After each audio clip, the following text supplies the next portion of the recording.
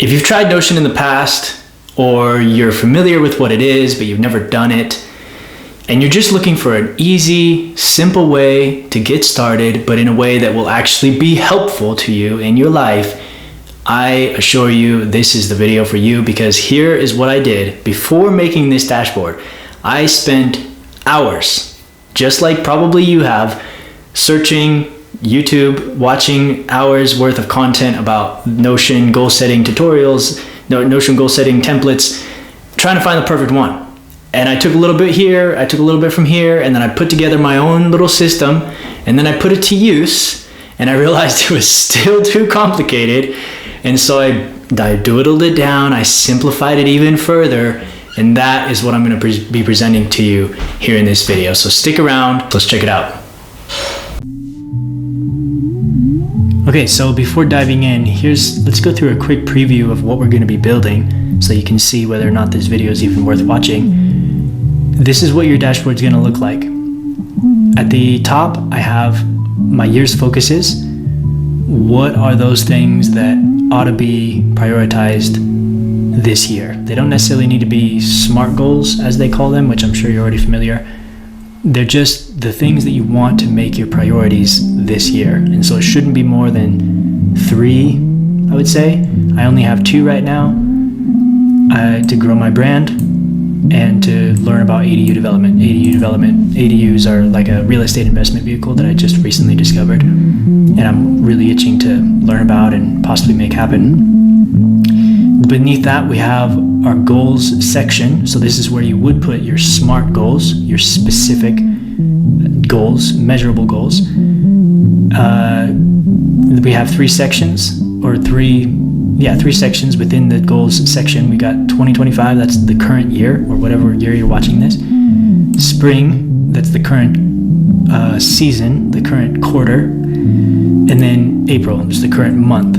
When I first designed this database, I actually had 2 different sections, 2 different goal sections that looked like this. One of them was 2025, and then all the quarters of 2025, and then the one beneath that was April, but then all the months. And I tried using it, and I realized, wait a second, I don't need to see all of the months. I don't need to see all of the quarters.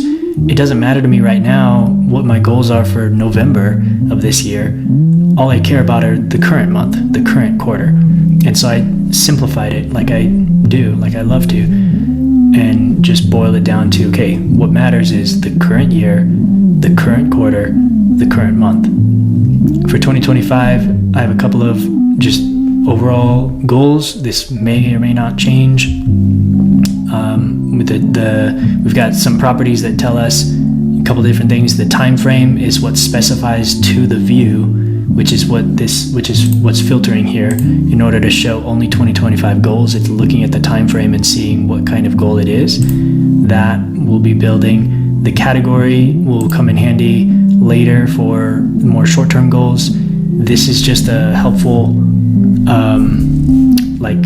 it's a helpful way to see and prioritize based on what hat that I wear and what that goal relates back to. We've got target date, which I intentionally decided to use the term target date instead of deadline, because I thought a deadline is for an assignment that some teacher gives me and I don't have a choice, whereas target date, this is a self-directed thing, and it's not a deadline. The opportunity doesn't die at the end of that date. It's a date that you're aiming for. And so it's just a terminology. And then we've got a formula here. This will tell you exactly how many days you have remaining until your target date, so you have an idea, and that'll help a little bit to hopefully create some fire under your butt to get you moving, because you have a limited time until that target date that you're aiming for. And it's automatic. It'll update this automatically tomorrow, say 54 days remaining and 256 respectively. The next section here is a way to visualize your progress toward your goals. I wanted a way to be able to see, my watch time hours, for example. How are they trending over time? I didn't just want to track, because there's a way you could put 3 different fields in here where you would put your current metric, where you are right now, where you're aiming for, and then the progress made, which would be that divided by that, and that'd be a percentage. But that's only a static number. I only see exactly where I'm at. I would rather see how I'm changing over time. And then finally, this is another branch of the goals database. This right here, all three of these sections and all of this are all the same database. Every single one of them, whether it's a 2025 goal or all the way down to the granular level, where I have just like a thing that I need to take care of. That's not necessarily a goal, doesn't necessarily relate to my goals. It's just some chore, some errand that I need to take care of, like setting up air conditioning now that summer's rolling around, buying a dresser for my roommate, clearing my old laptop because I got a new one and I need to process the old one, and before, like, I need to clear it and get it cleaned up and everything before getting rid of it. Those are just kind of like chores that come up. They need to be addressed, but sometimes it's just nice to have a place where I can drop all those little things and they're not far off from what I should have in front of me all the time, which are my goals, my priorities.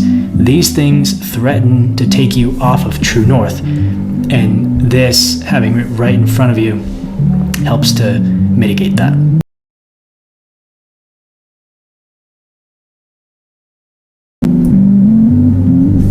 All right, here we go. We're on a fresh page. The first thing, I'm just going to name this dashboard. I'll name mine dashboard 2 because I already have one that's called dashboard. You can name it whatever you want. The first thing we're going to do is build a database. Databases are the most powerful feature of Notion.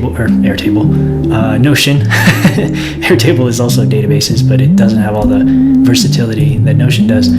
So everything's going to be in Spanish, by the way, on screen, but I'll be speaking in English throughout, so don't worry. Base de datos is going to be database on yours, and you're going to make a complete page. Okay, so we're going to come up here and name this goals. And again, I'm going to name this goals 2 because I already have one. And then we're going to give some, we're going to build out all of the properties of goals. So right here I have the name of the goal. Next I have the time frame of the goal. This is a single select or a select option. I'm going to rename this time frame. And then come down here and add all of the time frames that are relevant to you.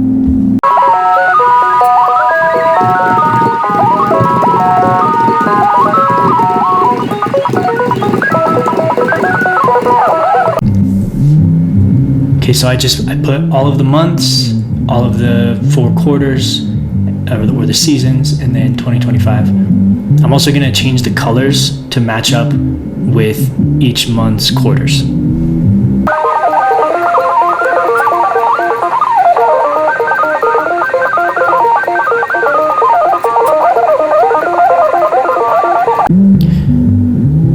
By the way, the reason that I have winter, the first quarter, as December to February, is I asked AI and I realized I learned that the meteorological seasons make it so that you can make June to August summer, and that's more of like along the lines of a school year, and so it just made more sense to me, so that's why I'm going with the meteorological seasons.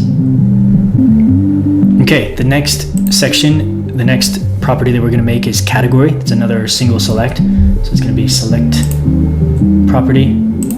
And here is where you would assign all of the multiple hats that you care to keep track of.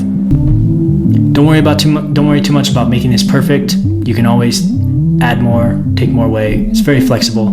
I get into trouble when I overthink, and so I just want to encourage you. Don't overthink it, and don't put too much. Don't try to be comprehensive. Try to focus on those things that you really care about right now.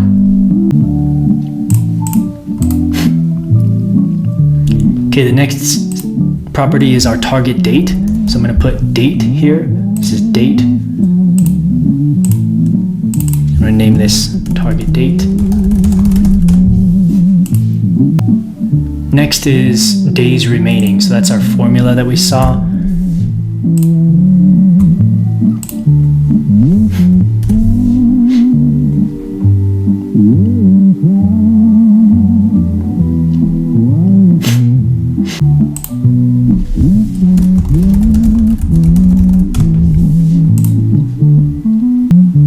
Okay, and then the last thing is just a checkbox.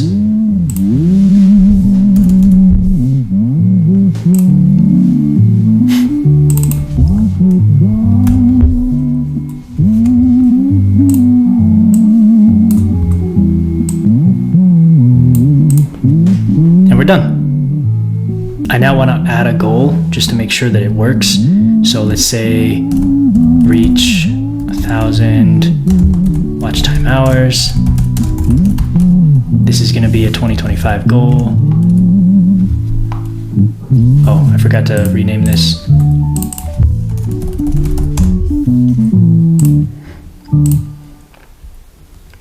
We're aiming for this by the end of the year.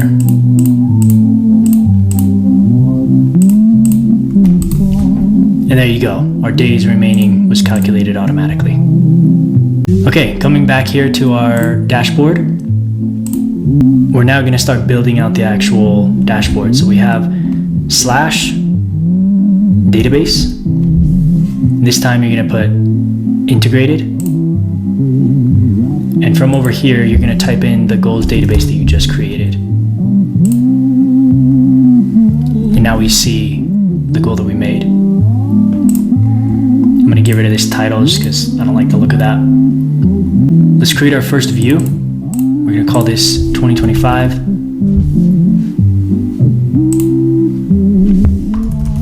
I can give it a little trophy icon. Okay, now the only thing that we have to do here in order to filter this view to only show us 2025 goals is to filter it down to show us, based on the time frame, only those goals that are selected as 2025.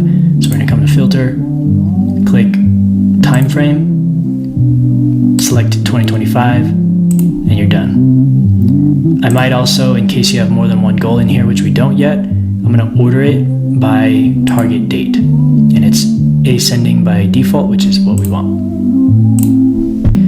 Okay, we're going to make another view now, and before clicking the plus icon, instead of doing that, right click on the view that you just created and click duplicate. This will give us the chance to build on changes that we've already made and make it a little bit faster. So I'm going to call this spring. I'm going to change the icon to a little flower. Okay, this one is much the same. The only difference, of course, is now instead of showing timeframe goals of 2025, we're going to show, guess what? Spring. You got it. Okay, last one we're going to do, click duplicate again, is the monthly. This one's going to be a little bit more involved. You'll see what I mean here in just a second. So for April, for monthly goals, what I figure is that because it's a lower time frame, probably there's going to be a higher volume of goals, and you're going to be working through them, and you don't necessarily want to see all of the goals that are listed, even if you've completed them. You'd like them to disappear once you've completed them. Or maybe for my case, what we're going to see here is we're going to make a filter that shows those goals that have been completed as long as once they've passed their target date. Because if I've completed a goal, I'd like to see and feel the accomplishment, the sense of accomplishment of that check mark for a little while, as long as the target date is ahead or today. And then once that target date passes, then the goal would disappear from the view. So first thing, obviously, you're going to change, instead of spring, you're going to show April goals. And actually, in this case, because we're adding multiple filters, I'm going to come up here, and instead of doing a regular filter, I'm going to do an advanced filter. I want to get rid of this one and go to advanced filter. We're going to do that same time frame is April. And now we're going to add sort of an advanced set of filters in order to show us goals that have been completed, but only until their target date is passed. Okay, sorry guys, I had to build that off screen because trying to narrate while I was doing it was just overwhelming. So there's two filter by groups here. the way that you do that is you come over to add a filter. It'll become a regular filter at first, and then you're going to click over this icon, convert to group, and that'll give you the option to create grouping filters, which enables this or and logic. And here's what I did. I wanted where those tasks that I complete, which either of these grouping filters does that, when I complete a task, I still want to see it as long as the target date is in the last 2 days, and you can adjust that very quickly and easily, or it's completed and the target date is either today, or I guess actually yesterday, that's what ayer means, yesterday, or beyond in the future. So what I did was I wanted to see the tasks, the goals that I complete for this month. I want to see them still, even after I complete them, until 2 days has passed from the target date that I assigned for them. Okay, before adding some other sections here, let's give these titles so that they look a little better. I'm gonna click slash and then pound sign for a header. That's encabezado as header, encabezado, and then I'm gonna call that goals.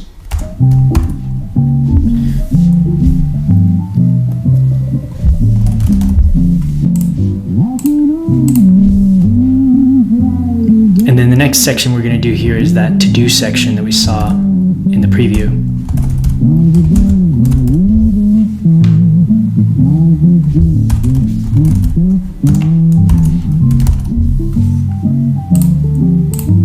So we're going to make another view. We're going to say database, and we want a table view. Okay, we're going to type into that section that it gives us, the goal base that we created, same goal database. Now this time, I want to see all the rest of those goals, so to speak, in my goals database that are not really goals. And the way that I distinguished that was the time frame is vacant, it's empty. Because if I put a time frame, that means that it's a goal that belongs somewhere up here. If I don't put a time frame, that means that I just quickly entered some to do and I haven't assigned a range for when I want to complete it by. So we're going to put, again, we're going to come over to advanced filter. I want to say that the time frame is empty. Now I also want to add another filter to this that's going to make it so that I only want to see tasks that are incomplete.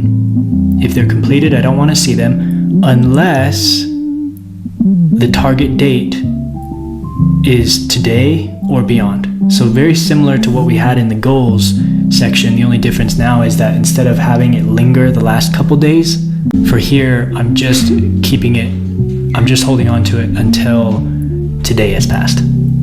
Okay, sorry, I made a mistake. I had to go back and fix it because there's like logic within logic here. So here's what's happening. What this filter tells us is I only want to see the tasks that the time frame is empty and there is the task is not completed. That's the first part. It cannot be completed. But or there is an exception. Or still show us tasks that are completed if the target date is the same or after today. That's the logic behind this. Okay, so let's see some examples of how this might work. Let's say that you have sat down and you've written out your goals for the coming year, the coming quarter, and the coming month, and you're ready to transfer them over to your Notion database where you're going to be monitoring them. So we come over to the 2025 section and we can add it right here. Automatically, it's going to fill in that time frame category or the time frame property that you put in there in the database. And so all you have to do is add it from that view and it'll force that.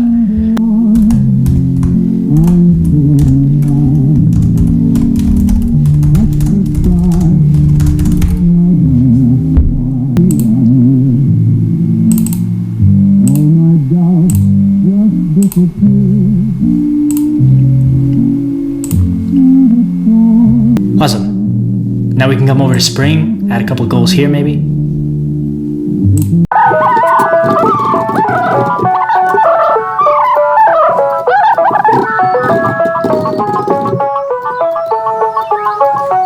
then of course we're going to do the same with April.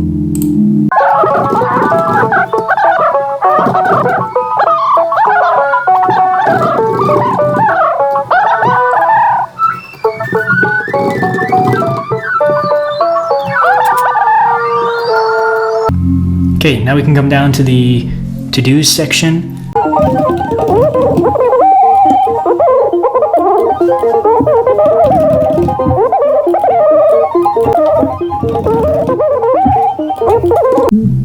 Cool, and as a quick little bonus, you can also, any one of these to-dos, you can come in here and expand it and add notes so that you can remember like where this task came from. I have a note in here for this one. I have that my mom recommended it to me. So it's kind of nice just to have somewhere where like I know exactly where to get that information. Last but not least, the visualization, seeing some of your key metrics. So in order to do that, we're going to have to create a new database. Before that, I'm going to move this down to the bottom and we'll create a new home for our databases. So I'll click, I'll type 3 dashes in a row. That'll give us a nice little border. And then beneath that original database, we're going to create a new one. This will be our key metrics database. So again, type database, complete page. I call this key metric following, something like that. Okay, now you can do this in a few different ways. The way that I do it is at the end of every month, manually. I'm sure that there's some way to do it with code and automate this whole thing, but I haven't gotten there yet. So in the meantime, we just do what we can, right? I'm gonna put in a date field, date property, changing the format so that it shows month and then day and then year. That I'm gonna put first, and then the name of each record. Whoops. I'm just gonna give it a number because I don't really care what the name is. Okay, and then you just put in as the other fields whatever metrics that you want to follow. For the example of this video, we're gonna go with YouTube subscribers. I'm gonna type in a number field. If you wanted to track something like money, you could come over here to the format and you can change it to different types of numbers, and that's where you would find like $1, for example, or different kinds of currency. You can also make percentages and other things. Okay, last thing that I forgot is I'm going to change the title of this to the metric that you're tracking. At the end of every month, I check in what is my current number of this particular key metric. No judgment. It doesn't matter to me what the story is. I just want to see what the bottom line is.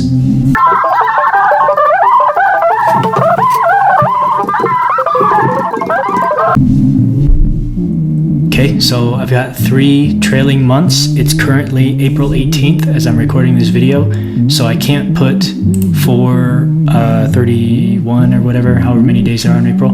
I can't put that yet because it'll mess up my graph, so I'm just going to delete this for now. I'm going to wait until the end of the month until I have that data to put in, and then I can do that. Okay, so we've made our database. Now we're just going to create the view. So we have database,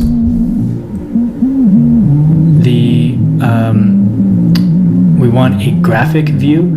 You can choose whatever graphic you want. You can do vertical bar, graphic, line graph. The one that I'm going to use is horizontal bar graph. So I want that one. We're going to select the goal the new database that we just made, which is the key metric following. Move this up here real quick. Okay, now the last thing that we have to show, or we have to do in order for this to work, is we're going to come up here to the settings and change what the X and the Y axes are aligned with. So if you think about it, what I want to see is on the X axis is time, and against time, I want to measure my result, whatever the key metric is. What is happening? Okay, sorry guys.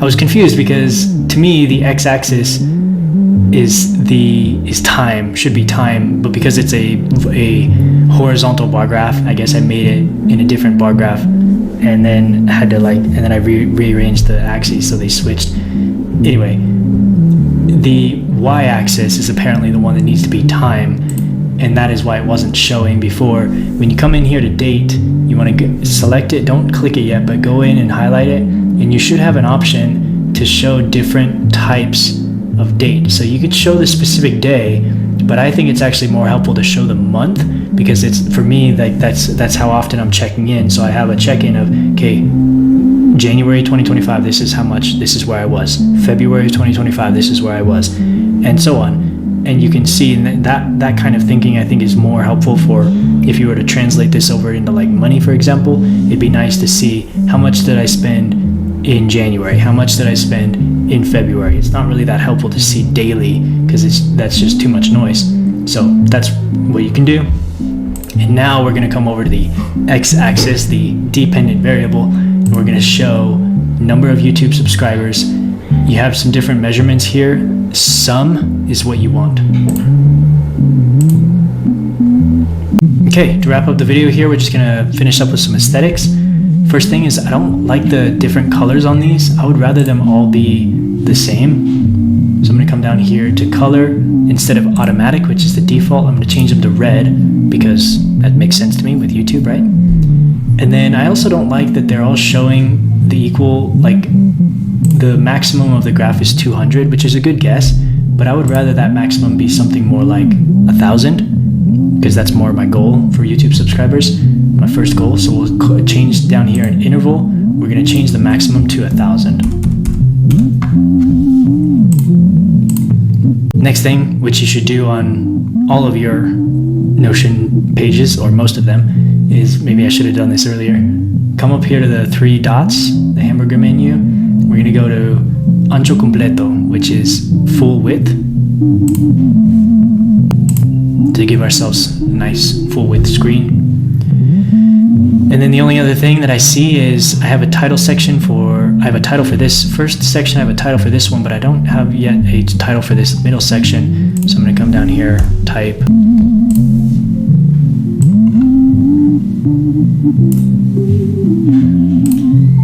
And there you go. So you've got a beautiful, functional home base where you can track not only all of your goals, but also all of your little to-dos